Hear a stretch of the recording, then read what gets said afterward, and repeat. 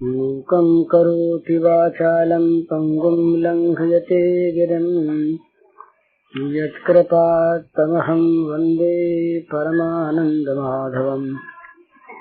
श्रीमन्मदनगोपालं वृन्दारण्यपुरन्दरं श्रीगोविन्दं प्रपद्येऽहं दीनानुग्रहकालकम्।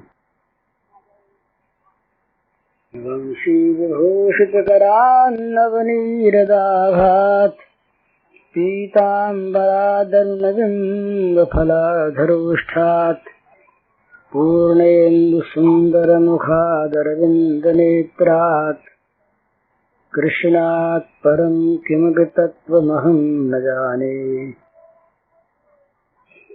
नवजलधरवर्णं चम्पकोद्भासिकर्णं विकसितनलिनास्यं स्फुरन्मन्दहास्यम्। कनकरुचिदुकूलं चारुबर्हावचूलम् कमपि निखिलसारं नौमि गोपीकुमारम्। तो हमारा त्याग करना उनके लिए इष्ट है, भगवान की प्राप्ति के लिए इष्ट है, त्यागने के लिए इष्ट नहीं, सेवा के त्याग के लिए। प्रहलाद ने महाराज कहाँ त्याग किया और कैसा त्याग किया? पिता ने कहा कि तुमको आग में डालेंगे, मंजूर पिताजी, स्वीकार। जहर देने की तैयारी हुई, प्रहलाद को जहर देने की तैयारी। जहर कौन दे? राक्षसों के हाथ से जहर देने पर तो हिरण्यकशिपु को वहम हो गया, अपने हाथ देने पर भी वहम हो गया कि हमारा तो विष्णु शत्रु है, तो कहीं जहर हम देते होंगे तो वो नहीं देने देगा, कहीं आ जाएगा बीच में। और दैत्य लोग जो हैं उनकी करतूत देख चुके, सारी की सारी सब मारने आए, कोई उसको मार सके नहीं। तो सोचा हिरण्यकशिपु ने बड़ी विकट बात कि इसकी माँ जो है कयाधु, ये जरा पतिव्रता तो है पर कुछ विष्णु के पक्ष वाली है। ये कहा करती है ना कि बच्चे को मारो मत, सताओ मत, माँ है ना। हिरण्यकशिपु का सताना देख करके कभी कभी कयाधु रो पड़ती। ये तो उसका विचार था कि मेरा बच्चा जो है ये बुरा काम तो नहीं कर रहा है, पर पति विरोधी उसके, और पति के कारण से सारा साम्राज्य विरोधी उसका। एक प्रहलाद की मां मन ही मन समर्थन करती प्रहलाद के कार्य का, प्रकाश में नहीं, पति विरोध नहीं हो जा और पति नाराज भी न हो जा। इस बात को वो कुछ तार गया था हिरण्यकशिपु। उसने सोचा अपने मन में दुरभिसंधि की, इसके हाथ से अगर जहर दिलवाया जाए तो विष्णु शायद कुछ गड़बड़ नहीं करेगा बीच में, तो प्रहलाद मर जाए। तो बड़ा कठिन जहर कालकूट, जिसकी गंध से मर जाए आदमी, इस प्रकार का उसने तैयार करवाया, प्याले में डाला और कयाधु के पास ले गया। बड़ी कठिन परीक्षा है माता की। कयाधु के पास ले गया और ले जा करके उससे बोला कि देख, तू पतिव्रता है और आज मेरा काम करना पड़ेगा। कहा क्या काम? कहा ये प्याला है कि तेरे हाथ से तू प्रहलाद को पिला दे। इसमें क्या है? हिचका एक बार, लेकिन राक्षस हृदय है ना, निर्दय होता राक्षसी हृदय। हम मनुष्य भी राक्षस होते हैं, जिसके हृदय में निर्दयता वही राक्षस। राक्षस का ये डिफिनेशन है। तो वो राक्षसी हृदय था, क्या करे? कहा कयाधु तुम देखती हो ये प्रहलाद मेरा शत्रु है, ये शत्रु पक्षी है, ये घर का सांप है, ये पुत्र नहीं बैरी है, ये मेरी तमाम व्यवस्था को, मेरे सारे सिद्धांतों को जड़ उखाड़ रहा है, इसको नष्ट करना है, ये जहर है, तो पिला दे। अब कयाधु क्या करे? पति की आज्ञा है, जहर पिला दो। पुत्र निर्दोष है और बेटा हृदय का, कैसे उसे जहर पिला दे? मैया ने प्याला हाथ में लिया, हाथ कांप रहा। प्रहलाद को बुला लिया हिरण्यकशिपु ने, मां के पास चल। आ गया। प्रहलाद के मन में कोई शोक नहीं, कोई विकार नहीं, कोई भय नहीं, कोई विषाद नहीं। अब मां कह न सके और हाथ भी आगे न बढ़े प्रहलाद की ओर। हिरण्यकशिपु ने कहा कि देख कि तुझे मां प्याला पीने को दे रही है, पी जा। मां के मुंह से निकला, बेटा जहर है। निकल गया, मां रही ना। प्रहलाद ने छीन लिया, छीन के पी गया। पिता की आज्ञा है ना, तो पिता की आज्ञा से जहर पी जाने वाला प्रहलाद, जब उस पिता ने कहा भगवान को छोड़ दो, ये काम नहीं होता। जहर पीना मंजूर, आग में जल जाना मंजूर, हाथियों के पैरों के नीचे कुचल जाना मंजूर, पर भगवान को छोड़ना मंजूर नहीं। तो प्रेम बढ़ो प्रहलाद को, तिन पाहन ते परमेश्वर काढ़ो। ये कहा भाई कितना प्रेम प्रहलाद का, जिसने पत्थर में से भगवान को निकाल दिया। पत्थर का खंबा रहा, भगवान खंबे से प्रकट हुए, तो पाहनते परमेश्वर काढ़ो, पत्थर में से भगवान को निकाल दिया प्रहलाद के प्रेम ने। तो यहां तक आज्ञा माने, पर जो आज्ञा देने वाले को भी नरकों में ले जाने वाली हो, वो न माने। कोई आपत्ति, पाप करने के लिए कहे कोई घर वाला तो नहीं मानना चाहिए, ये अपराध नहीं। और भगवान को छोड़ने की बात बड़ी कठिन। तो तजिए ताई कोटि बैरी सम, यद्यपि परम स्नेही, करोड़ों बैरियों के समान उसका त्याग कर दे, चाहे वो परम स्नेही क्यों न हो। तो वहां प्रश्न उठा कि ऐसे कोई उदाहरण भी है?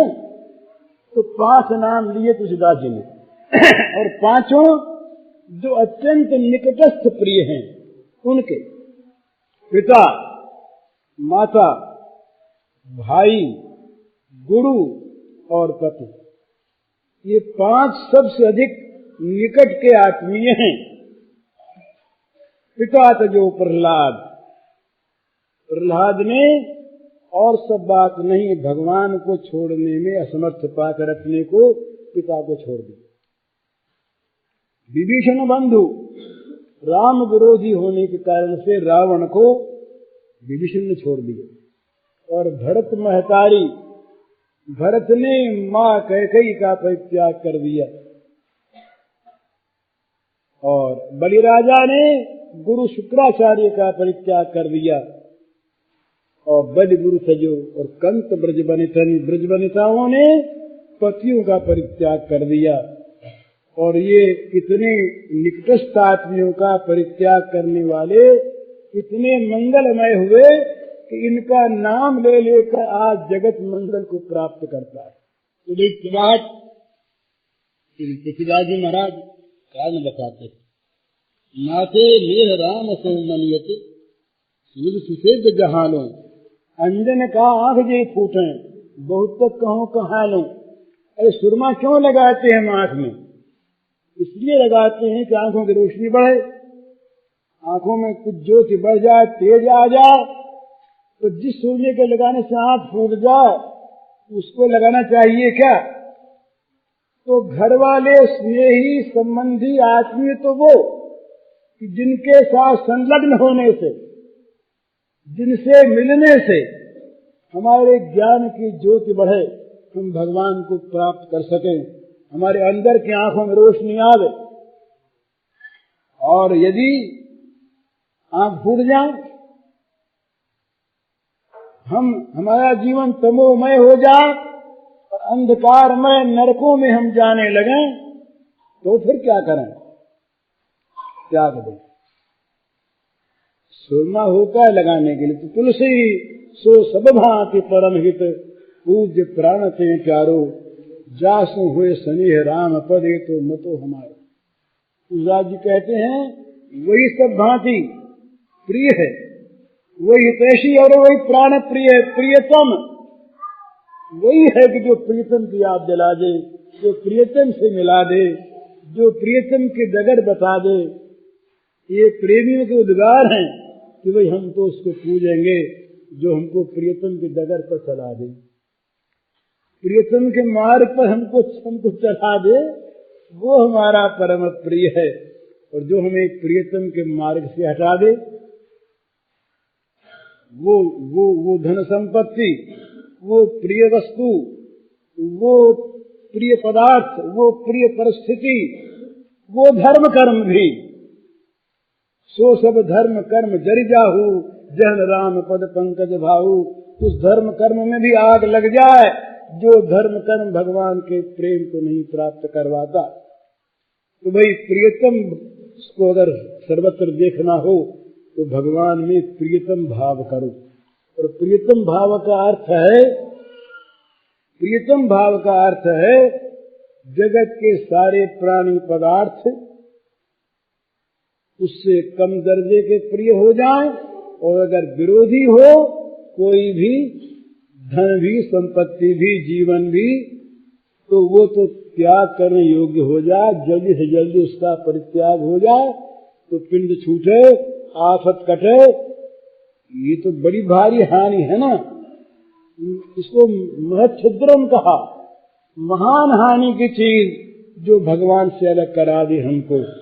वो संपत्ति विपत्ति, वो आत्मीय बैरी, वो मित्र अमित्र, वो धर्म अधर्म, वो कर्म अकर्म, वो देवता दैत्य जो हमको भगवान से अलग कर दे, भगवान का प्रेम न लेने दे।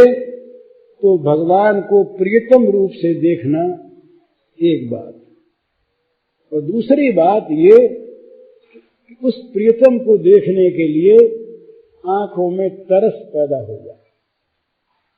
आँखियां हरि दर्शन की प्यासी हैं, हरि दर्शन की प्यासी, भगवान के दर्शन के लिए नेत्र नित्य पिपासित रहें, हैं। सदा रहत पावस ऋतु हम पर, जब ते श्याम सुधारे, जिस दिन बरसत नयन हमारे। गोपांगनाएं कहती हैं कि हमारी आंखें नित्य दिन रात दिन बरसती रहती हैं।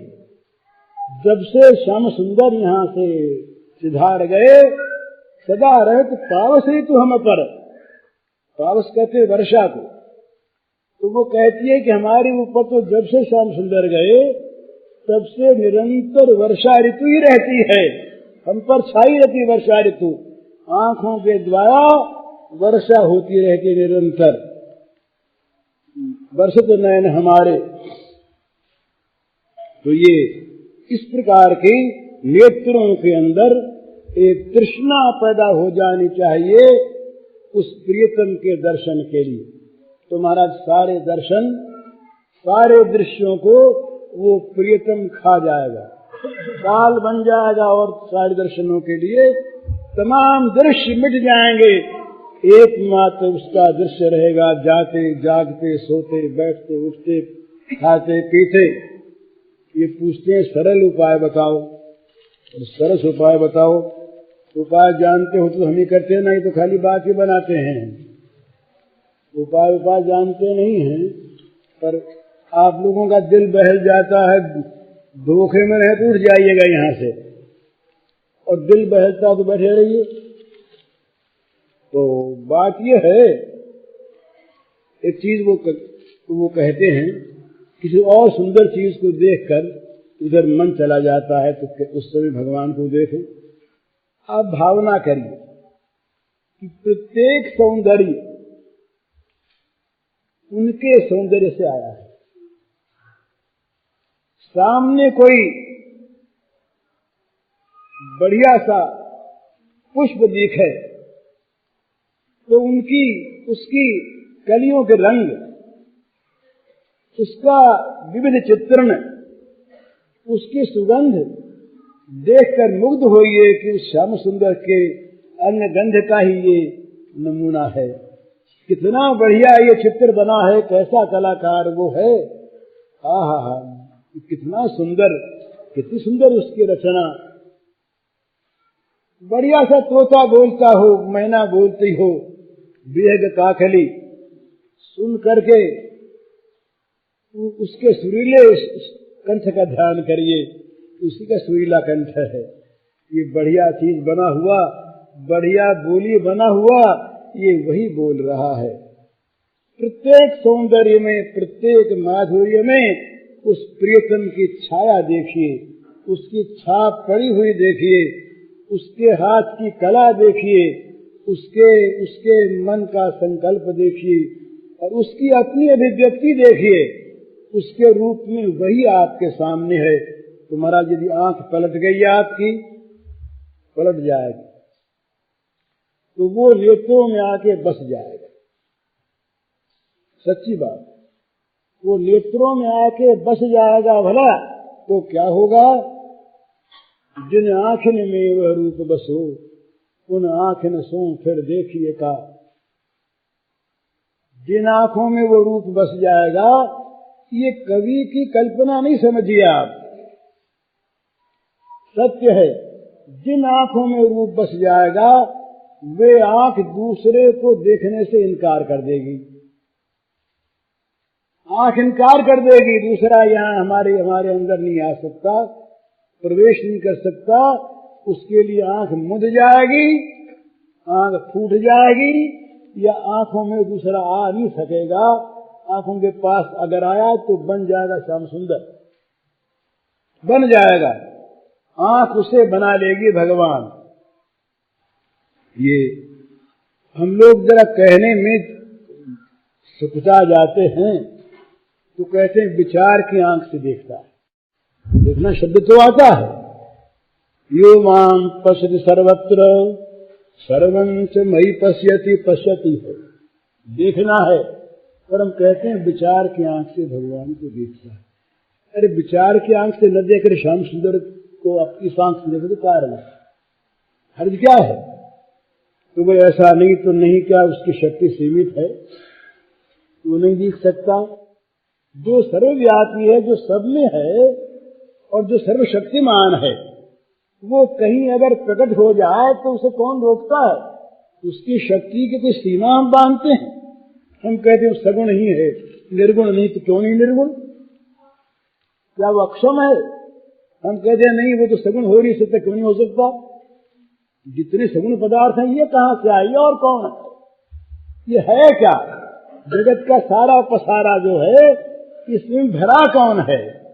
कोई जड़ वस्तु भरी है, कोई इसके अंदर पत्थर भरे हैं जो हमें नहीं दिखते?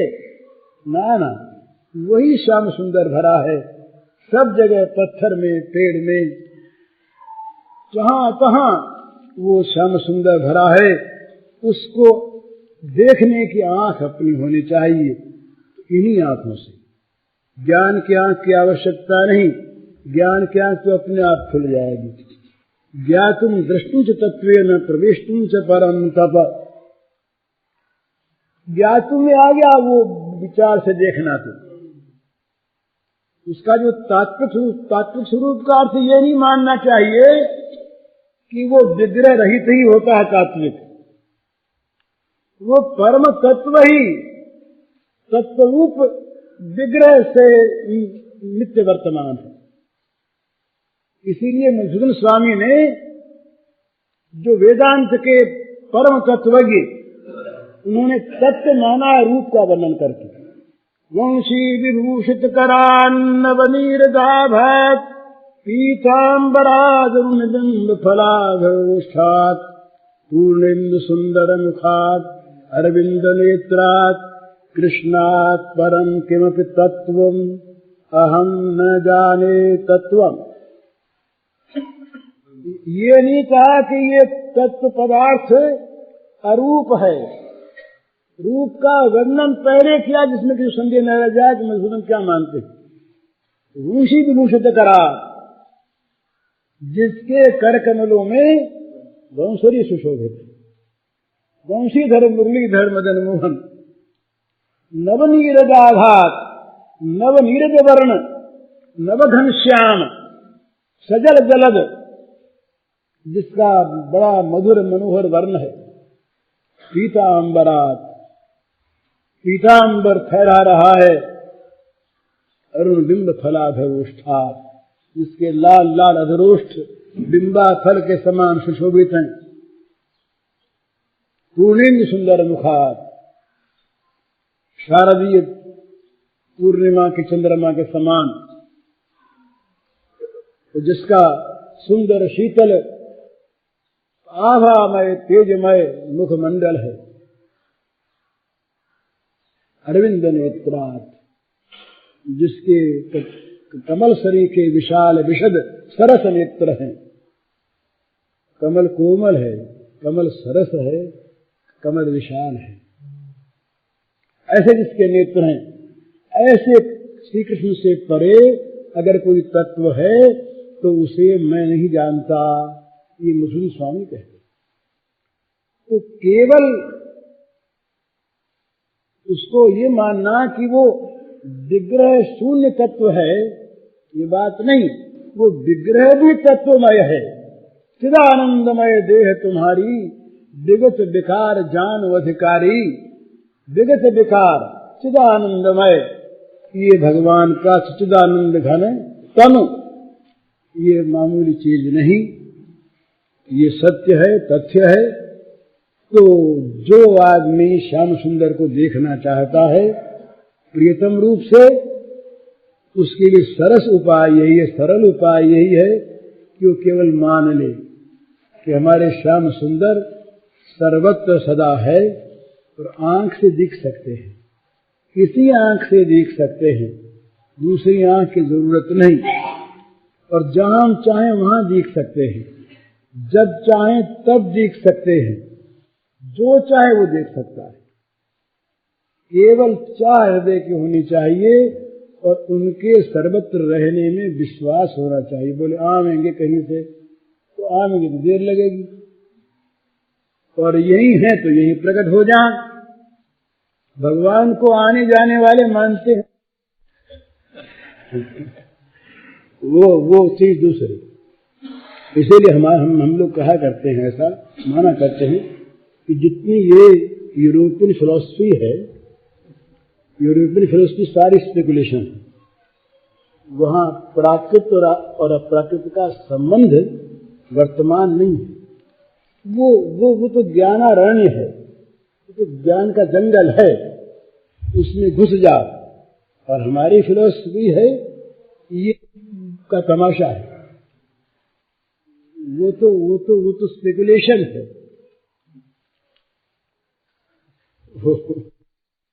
परम ज्ञान बीठी है, ले जाती है ज्ञान स्वरूप के पास। स्पेकुलेशन नहीं, केवल मान्यता नहीं, केवल ये कल्पना का राज्य नहीं, सत्य है, तथ्य है। पर कोई कहेगा हमको दिखा दो भाई, हम तुम्हारी ताकत नहीं। ये तो हम कह सकते हैं कि देख लो, तुम चाहो तो देख सकोगे, लेकिन हमारी ताकत नहीं कि हम दिखा सकें। हम तो ये अनुवाद करते हैं महात्माओं की वाणी का, और हमारा विश्वास है ये सत्य है, सत्य है। तो भगवान को देखने के लिए प्रियतम रूप से भगवान को प्रियतम मानना सबसे पहली बात। क्या होगा उसके बाद? महाराज एक बड़ा सुंदर भाव है, आज समय हो गया। 9 बातें प्रारंभ में आती हैं भावांकुर के उदय होने पर। ये साधन की चीज है, जो प्रेम प्राप्त करना चाहते हैं उनके लिए ये चीज है कि 9 चीजें 9 भाव प्रेम का अंकुर उत्पन्न होने पर जीवन में आती है। शांतिम अव्यर्थ कालत्वम, विरक्तिम, 9 चीजें हैं। वो कई हमारे पास बड़ी सुंदर चीज है, लिखी है कि नहीं। शांतिरव्यर्थ कालत्वम, विरक्तिर्मान शून्यता, आशा बंध समुत्कंठान, नाम गानी सदा रुचि, आसक्तिस्तद्गुणाख्याने, प्रीतिस्तद्वसति स्थले, इत्यादयोनुभावासुर जात भावांकुरे जने। जिस मनुष्य में भाव माने प्रेम, ये इसके बाद ये 9 चीजें जब हो जाती हैं, उसके बाद प्रीति का प्रारंभ होता है।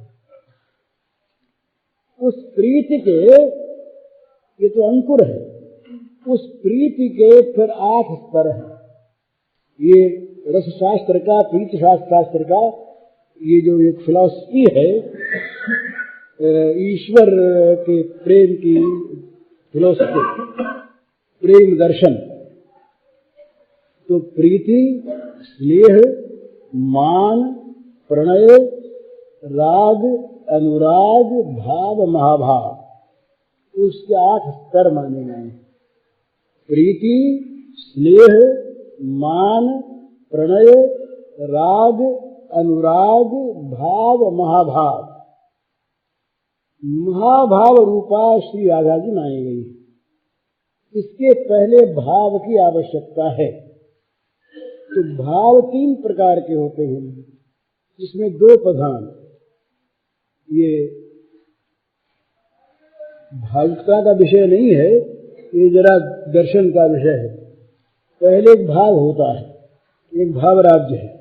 उस भाव राज्य के बाद एक ज्ञान राज्य होता है। ज्ञान राज्य के बाद फिर भाव राज्य है। वो भाव राज्य जो है, उसका संकेत है मद भक्ति में लभते पराम में। इसके पहले ज्ञान राज्य है, ब्रह्मभूतः। इसके पहले भाव राज्य है, अंतकरण विशुद्धि के लिए बुद्धा विशुद्धया से लेकर के और ब्रह्म भूयाय कल्पते तक, ये साधन राज्य है भाव का। इसके बाद ज्ञान राज्य है, ज्ञान राज्य के पश्चात फिर ये भाव राज्य है, भाव राज्य के बाद लीला प्रवेश है। ये क्रम है। ये गीता के इन श्लोकों में इस क्रम का बड़ा विशद वर्णन है। इस दृष्टि से देखने पर मालूम होता है। दृष्टि तो ये